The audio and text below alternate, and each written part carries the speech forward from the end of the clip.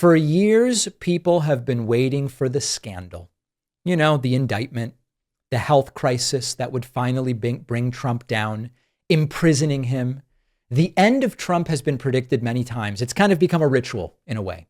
But the reality we have to contend with is that other than something happening to Trump's health that pulls him out of the presidency, he will almost certainly remain the president until the end of his term. It's 3 years and 4 months or something like that. His party isn't going to remove him no matter what he does. His base, some people are angry about the Epstein stuff, but overall, I don't think his base is going to abandon him. I don't think there's any institutional check or balance that's going to protect the country as he tries to hollow it out. If Trump is breathing, he's going to be in the Oval Office or upstairs in the residency, in the residence. So the question is not really about survival right now. It's more about legacy. And that's where a lot of the cracks are showing. And Trump seems to know it. Trump had this strange thing about, I want to get into heaven. I'm not doing so good. I'm at the bottom of the totem pole and this sort of stuff. And you get the sense that Trump now at 79, with health question marks, to put it lightly, he built his persona on the illusion of dominance. Even the fact that Trump is talking about these things, I don't know if I'm going to get into heaven. This is a sense to me that historically the walls are closing in. If he's alive, he'll last as president. He's not going to be removed, but that he's thinking more about legacy. And so when the dust settles, what's going to be left? Is it going to be the rallies or the headlines? Or is it going to be, this guy was an authoritarian nightmare. He came in and sent troops to cities. He praised dictators. He dismantled democratic norms. The human cost, right? Gutting healthcare, allowing Netanyahu to do whatever the hell he wants, rolling back vaccines, this sort of thing. Legacy.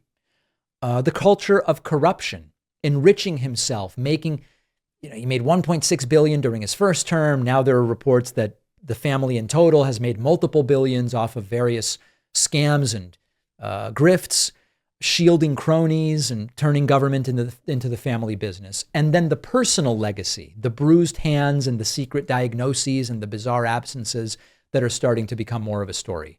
Trump projects strength, but his enemies smell the betrayal. Allies whisper that this guy's legacy is not good. His body is betraying him as well. And Trump, I believe, is starting to fear that he is not necessarily going to get the posthumous treatment that I think he really wants. One of the things that's been speculated about why funerals are not so good for Trump, especially presidential funerals, and celebrity funerals, he starts to think about his legacy. And he wants to be remembered as a titan and a statesman and a champion of industry. But he might be remembered more than anything as sort of a cautionary tale about how fragile American democracy can be when you allow celebrity, greed, and grievance to collide and you put it in the Oval Office. And so for me, this question of will Trump survive? Trump may live to the end of his term or he will not. But I think that's the only way he leaves the Oval Office early.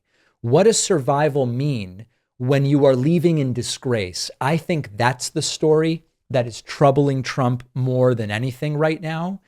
And even though Trump will, probably outlast his term, although maybe not, there are those speculating he'll be dead in a year, Trump's legacy seems increasingly sealed unless he does a complete and total 180. And so the question I leave you with is there anything at this point Trump could do truly to change his legacy in the 3 years and 4 months that are left? Let me know what you think.